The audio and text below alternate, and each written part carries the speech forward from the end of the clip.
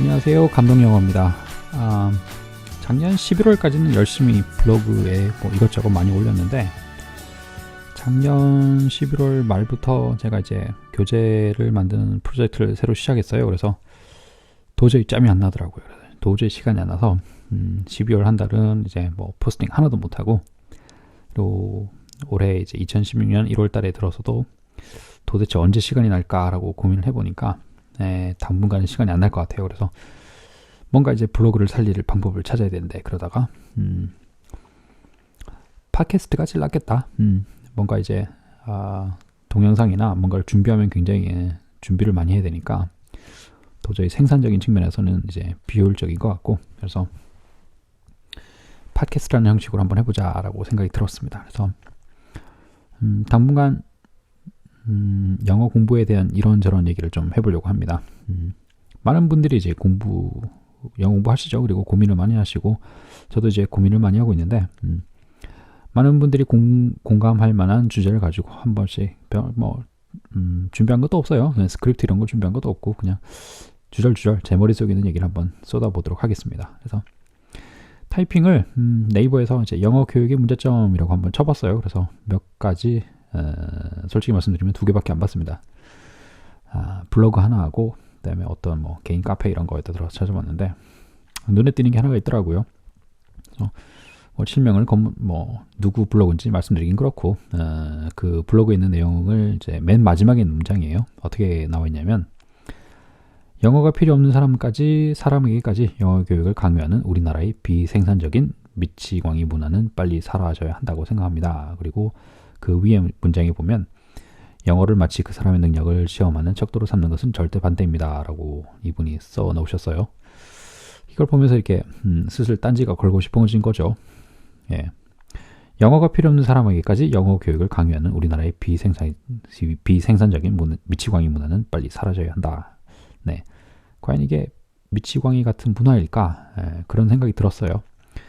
제가 중국에 잠깐 이제 근무할 때, 그때 경험인데, 저는 그때 총각이었으니까 회사 사택에서 지냈었고, 결혼하신 분들은 이제 가족이 다 중국으로 이주를 하셔서 지내시는 분들이 좀 있었습니다. 그래서 근데 영어는 그래도 뭐 어떻게라도 간단하게 발음이 어떻게 좋건 나쁘건 간에 간단하게도 하면서 이렇게 의사통을 좀 하는데, 중국어는 학교에서 배운 적이 전혀 없잖아요. 그래서 회사가 아무리 중국이다 하고 하지만 한국 사람들끼리 일하는 거고, 그리고 회사 안에 조선족 통역들이 다 있으니까 중국어를 잘 해야 되겠다는 그런 생각은 잘 못한단 말이에요. 또 남자분들이야 일이 중국인들하고 이제 의사소통을 해야 되는 거니까 그래도 좀 급하니까 손짓발짓 해가면서 배우는데, 그 따라오신 가족분들은 중국어 생각도 못하죠. 네. 그래서 대부분 그 중국 분들을 이제 한족이라고 부르고, 이제 한족과 이제 반대된다기보다는 이제 구분이 되는 조선족, 이제 조선족, 한족 이렇게 부르는데, 그 중국 분들, 본토 중국 분들, 조선족이 아닌 그분들 한족들을 집안에 이제 가정부로 두느냐 아니면 조선족을 가정부로 두느냐가 굉장히 큰 고민이에요. 왜냐하면 죄송하지만 제가 있을 때 저는 중국 청도에 있었는데, 청도에 계시는 그 조선족 분들 가사일을 도와주는 가정부 일을 하시는 분들이 평판이 그렇게 좋지 않아요. 네. 그런데 한쪽 분들은 굉장히 성실하고 평판이 되게 좋았습니다. 근데 단점이 뭐냐면 의사소통이 안 된다는 거예요. 네. 그래서 평판이 좋은 한족 분을 쓰자니 내가 답답하고, 그리고 답답함을 면하자고 조선족 분들을 쓰자니 좀 뭔가 이렇게 아쉬운 데가 있는 거예요. 그래서 내가 조금이라도 중물이 되면 그냥 한족 분들을 쓸 텐데 라는 분들이 많았어요. 그래. 그리고 또 조선족과 얽힌 그런 이상한 문제들이 좀 많았습니다. 어떤 게 있냐면, 중국에 이제 그 보따리 장사 하시는 분들이나 좀 자그맣게 사업을 하시는 분들이 중국말을 한마디도 못하니까 까막누리죠. 한자는 읽을 줄도 모르고 니하오 이 정도밖에 팅부동 이러면서 이제 겨우겨우 손발짓하면서 사업을 하시는데, 조선족 이제 믿을 만한 조선족 한 명만 믿고 이제 사업을 하시는 거예요. 조선족 명의로 이제 회사도 차리고 다 해놨는데, 나중에 공안이 들어닥쳐서 내놔라. 너 이 회사는 네 거 아니지 않냐. 명의는 누구 건데 넌 누구냐 그러면서 쫓아나고 하룻밤 안에 다 사업체 날리고 또 한국으로 돌아오시고 그런 얘기들이 심심찮게 있었어요. 그게 이제 첫 번째 제가 들려드린 얘기고, 중국의 이제 조선족 분들, 한족 분들 얘기했었고, 두 번째는 필리핀에도 제가 좀 살았어요. 예, 여기저기 많이 돌아다니면서 살았습니다. 필리핀에 좀 있으면서 필리핀이 굉장히 강국이 될 수 있는 천의 조건이 굉장히 많아요. 관광자원도 풍부하고 지하자원, 뭐 특히 미네랄이 굉장히 많은 나라인데, 뭐 정부가 이제 좀 부패가 좀 심한 바람에 아직도 제대로 그런 자원들을 활용을 못하고 있죠. 근데 그 중에 굉장히 큰 자원 중에 하나가 바로 인적 자원입니다. 이게 물론 이제 필리핀이 영어를 모국어로 쓰는 나라는 아니지만 그 대부분의 사람들이 한 뭐 고등교육을 받은 고등학교까지 나온 분들은 간단한 의사소통은 굉장히 할 수 있고, 그다음에 뭐 쓰고 듣고 이런 말도 굉장히 할 수 있는데, 그런 그 언어가 된다는 장점 하나 때문에 그 아세안 10개국 가입한 나라들 중에 아세안의 혜택을 가장 많이 보는 나라가 사실은 필리핀이에요. 왜냐하면 뭐 노동시장을 아무리 개방을 한다고 해도 뭐 각 나라마다 다 섬나라고, 동남아시아 다 섬나라고, 언어가 다 다른데 노동시장을 개방을 해봐야 결국은 공통어는 영어가 될 수밖에 없고, 영어를 쉽게 쓸 수 있는 사람들은 필리핀, 홍콩, 뭐 싱가포르 정도인데, 홍콩과 싱가포르는 자기 나라 물가가 높기 때문에 다른 뭐 태국이나 이런 나라 가서 일할 사람들이 없단 말이에요. 결국은 이제 그 유연해진 노동시장에서 움직일 수 있는 사람들은 필리핀 사람밖에 없다는 거죠. 네, 자기 나라에서 본국에서 받는 인건비가 워낙 낮으니까 이동할 수 있고, 또 언어가 간단하게도 되기 때문에 누구든 이동할 수 있고, 이게 굉장히 큰 장점이 되는데, 또 세 번째 얘기가 어떤 거냐면 지금은 아니에요. 이제 예전에 한 뭐 5년 10년 그 사이 된 것 같아요. 제가 기사를 읽은 게, 한국의 외국계 기업 중에 한국에 주재원으로 왔을 때 가장 힘든 게 무엇냐라고 했을 때 생활이었어요. 네. 회사 안에서는 직원들이 그래도 영어를 잘해서 일하는 데는 문제가 없는데, 퇴근하고 나서 생활하는데 굉장히 불편을 많이 겪는다는 겁니다. 이제 뭐 물건을 사러 간다든지, 아니면 특히 뭐 집 계약이나 보험이나 이런 조금 이제 조심해야 되는, 신중해야 되는 의사결정을 해야 되는 상황에서는 누군가의 도움을 받아야 되는데 그런 게 쉽지 않다는 거예요. 맞죠? 그나마 서울 같은 경우는 뭐 120번 다산 콜센터 이런 게 있어가지고 전화를 걸면 좀 급하게는 도움을 받는데, 지방으로 가면 그런 시설이 없죠. 그런 서비스가. 그래서 뭐 서울시에서 그 영어 잘하시는 분들 모아서 뭐 택시도 운영하고 막 그런 얘기를 했었는데, 자, 제가 이제 중국, 필리핀, 한국 얘기를 드렸는데, 그 요지가 뭐냐면 제 의견은 이렇습니다. 영어가 필요 없는 사람들에게까지 영어 교육을 강요하는 우리나라의 비생산적인 미친광이 문화. 제 생각은 영어가 필요 없는 사람은 없다라는 거예요. 다 잘하면 좋습니다. 근데 이제 영어라는 교육 방법 자체, 그다음에 현실적인 문제는 좀 오늘 제가 나누고 싶은 얘기의 초점은 아니에요. 그래서 우리나라 영어 교육의 문제점이 초점이 아니라, 제가 하고 싶은 얘기는 우리나라의 모든 사람들이 영어를 잘할 필요가 있을까? 그게 과연 미친 문화인 거냐에 딴지를 걸고 싶은 건데, 제 생각은 결코 그렇지 않다라는 겁니다. 네. 뭐 영어를 직업에 안 쓰는 사람들이 영어를 잘했을 때 어떤 효과가 있을까? 부가적인 효과가 있을까? 굉장히 해외 기업들을 유치하기가 굉장히 쉬울 거예요. 왜냐면 주재원들이 왔을 때 뭐 간단하게라도 뭐 택시를 타거나 어떤 가게 갔을 때 사람들이 내가 필요한 정도의 물건을 사고 팔고 가격을 말해주고 뭐 위치를 알려주고 하는 그 정도의 영어를 할 수 있다면 굉장히 매력 있는 나라가 될 겁니다. 이주를 생각했을 때. 또 그리고 어떤 거였냐면 영어 교육 방법 자체가 우리나라가 문제가 굉장히 많아서 이게 사교육에 돈이 많이 들고 또 여러 가지가 있긴 하지만, 영어를 잘한다는 것 자체, 언어 능력이 있다는 것 자체는 굉장히 큰 능력으로 인정을 해줘야 돼요. 왜냐하면 그 의사소통을 외국어로 영어로 할 수 있다는 것 자체는 굉장히 큰 능력이 됩니다. 예를 들어서 직원 한 명을 이제 뭐 해외 법인에다가 보내야 되는데 영어를 하나도 못해요. 그럼 통역을 부셔야 되잖아요. 근데 그 통역이 영어를 잘하지만 실무는 모른단 말이죠. 그럼 또 그 사람에게 실무를 또 가르쳐야 됩니다. 예, 영어 잘하는 사람이 실무에 통역으로 바로 투입될 수 있느냐? 절대 그렇지 않아요. 제가 필리핀에 잠깐 살 때 이제 필리핀에 있는 삼성 법인에서 잠깐 통역 일을 한 적이 있는데, 절대로 통역 바로 투입 못 됩니다. 그 업무의 프로세스며 그 업계에 쓰는 용어며 다 다 이제 학습을 하기 전에는 결코 이제 회의 동시 통역에 투입이 될 수가 없어요. 그 분야에서 쓰는 용어가 정해져 있기 때문에 문서는 뭐 찾아가면서 이렇게 저렇게 해결할 수 있지만 회의 통역은 절대로 투입이 안 됩니다. 그러니까 실무 교육을 또 받아야 돼요. 통역을 하기 위해서. 그러면 그 한 명을 해외에 보내기 위해서 투입되는 인원이 통역사, 그다음에 통역사에게 또 실무를 가리킬 사람 이렇게 또 필요하단 말이죠. 그런데 만약에 그 사람이 영어가 아주 유창하지 않지만 업무를 수행해낼 정도가 된다면 회사로서는 굉장히 엄청난 비용 절감이죠. 네, 그렇기도 하고요. 그래서 업무에 필요한 사람, 영어를 잘한다. 그 사람의 능력 굉장히 높게 쳐줘야 되는 겁니다. 네. 그리고 또 하나는 이제 모든 사람이 영어를 잘할 필요가 있을까? 뭐 잘할 필요까지는 없죠. 그런데 우리나라를 한번 생각해 보자고요. 네. 지하 자원은 우리나라가 뭐 저희 고등학교 때 배운 건데 아직도 기억이 납니다. 지하 자원의 종류는 굉장히 많으나 그걸 상업적으로 쓸 수 있는 매장량은 극히 빈약하다라는 얘기가 있었어요. 그래서 뭐 광물의 뭐랄까 박물관, 나라 전체가 뭐 광물의 박물관이다 그런 얘기를 하는데 워낙 종류가 많으니까 나오는. 근데 상업적으로 쓸 만큼 매장량이 많은 광물은 많이 없단 말이에요. 그렇죠.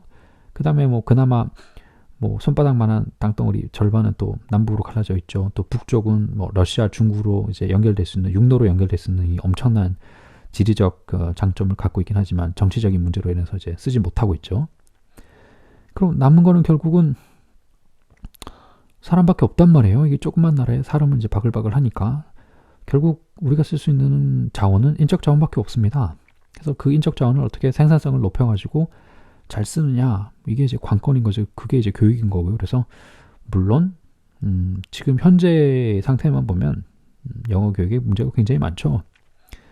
그렇긴 하지만 모든 사람이 영어를 잘할 필요가 있을까? 저는 잘하면 좋다고 생각합니다. 네. 그래서 이제 모든 사람이 영어를 쉽게 배울 수 있는 교육 시스템과 정부에서의 지원이 있어야 된다는 가정하이긴 하지만 모든 사람이 영어를 잘한다라는 아이디어에 저는 문제가 전혀 없다고 봐요. 네. 국가 경쟁이 굉장히 올라갈 겁니다. 그리고 저희도 굉장히 문화의 유연성이라는 부분이 굉장히 이제 커질 거예요. 지금은 뭐 네이버가 대세고 맛집 찾으려면 네이버가 최고지만 구글하고 네이버가 비교가 할 수 없죠. 이렇게 정보의 양이라는 정보의 퀄리티나 아니면 양이라는 면에서 네이버가 구글을 절대 따라갈 수 없을 거예요.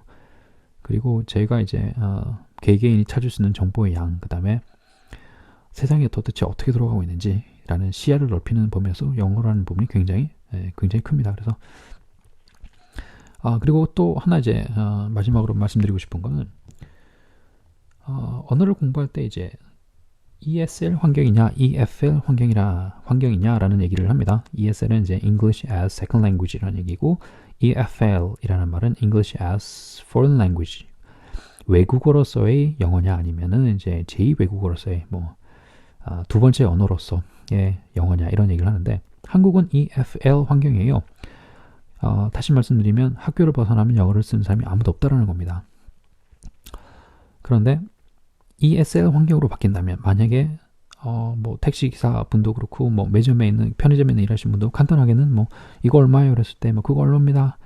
뭐 내가 찾는 게 이건데 이거 있어요 그랬을 때 있어요 없어요 저기 있어요 뭐 그 정도만 영어를 할 수 있어도 굉장히 그 영어를 배우려는 분들이 지불해야 되는 비용, 개인적으로 부담해야 되는 비용은 굉장히 줄 거예요. 왜냐하면 그리고 또 영어를 배우는데 가장 큰 문제점이 뭐냐면 영어를 써먹을 환경이 안 된다는 거죠. 물론 이제 국가가 나오는 이제 국가가 제시하는 아니죠 경제란다. 교육의 방향성, 뭐 영어 교육의 방향성에도 굉장히 문제가 있긴 하지만 그건 좀 이제 좀 오늘 이 시간에 얘기하기는 너무 큰 문제인 것 같고요. 제가 볼 때 이제 영어가 어려운 이유 중에 하나는 그 영어 자체 교육 방법에도 문제가 있지만 영어를 도대체 쓸 환경이 되느냐 한국에서라는 문제가 굉장히 커요. 왜냐해서 뭐 친구들끼리 학생들끼리도 뭐 영어 좀 배웠다고 뭐 Hi Matt 이러면은 너 미쳤냐 새끼야 뭐 이렇게 나오겠지 반응이. 거기다 대놓고 Hi Matt 그랬다고 Hi dude what you going 뭐 what are you doing 이렇게 답변을 해줄 친구는 없단 말이죠. 분위기가 그렇게 안 된단 말이에요. 그래서 사회적인 분위기를 그렇게 마치 영어를 공용어까지는 아니겠지만 제2 외국어 정도로 이제 자리를 잡게 된다면 굉장히 사람들이 영어를 연습하고 싶은 사람들, 그리고 영어를 공부하려는 사람들, 영어를 이제 연습하고 싶은 사람들이 굉장히 쉽게 영어를 연습할 수 있는 환경은 저희가 제공해 줄 수 있다라는 거예요. 그래서 영어 쓰는 사람을 이상하게 쳐다보는 게 아니라 저 사람 영어 하려나 보다, 연습하려고 하는가 보네, 그렇게라면 그 정도라도 봐줄 수 있는 여유가 있다면, 그런 다양성을 이제 포용할 수 있는 문화가 된다면 영어를 배우는 게 좀 더 쉬워지지 않을까라는 생각이 들어요. 네. 그리고 이제 영어를 그래서 좀 다른 얘기죠. 이제 영어의 문제점 이런 얘기를 하다가 갑자기 영어가 필요 없는 사람에게까지 영어 교육을 강요할 필요가 있겠냐, 막 그런 얘기를 했는데, 저는 강요라고는 절대로 생각하지 않아요. 네. 그러니까 한국이라는 나라가 처해 있는 환경상 지리적인 정치적인 지리적인 상황을 고려했을 때 한국에 내가 갔더니 여행을 갔는데 사람들이 내가 하는 말을 알아들어. 그랬을 때 굉장히 매력적이지 않을까요? 그 나라에 여행하는 것 자체가. 요즘 한국 경제가 다 어렵다고 하는데 중국 분들 오셔가지고 돈 펑펑 써주면 좋잖아요. 네, 그거 나쁘게 생각할 사람은 없지 않을 겁니까? 근데 한국 사람들 중에 다는 아니겠지만 10명 중에 한두 명은 중국어로 내가 물어보니까 대답을 해주던데, 그랬을 때 중국 사람들에게 굉장히 매력 있는 나라다, 놀러 가기 좋겠네, 그런 분위기 줄 수 있잖아요. 네, 그런 것처럼 영어가 필요 없는 사람이라는 그 발상 자체가 저는 좀 이제 딴지를 걸고 싶은 거죠. 그래서 다 하면 좋다. 제 생각은 그런 거예요. 영어 다 하면 좋고 중국어도 다 하면 좋다. 단 그런 이제 사람들이 영어와 중국어 제2 외국어를 공부하고 또 쓰려고 할 때 그런 사람들 이상하게 쳐다보지 않는 문화가 정착이 된다면, 그러면 사교육에 들어가는 비용도 많이 줄지 않을까라는 생각입니다. 왜냐하면 내가 영어로 누군가한테 인사했을 때 다른 사람이 이상하게 쳐다보지 않는다면 괜찮지 않을까라는, 그런 나라 살지 괜찮지 않냐, 그런 얘기인 거죠. 그래서 영어를 너무 이렇게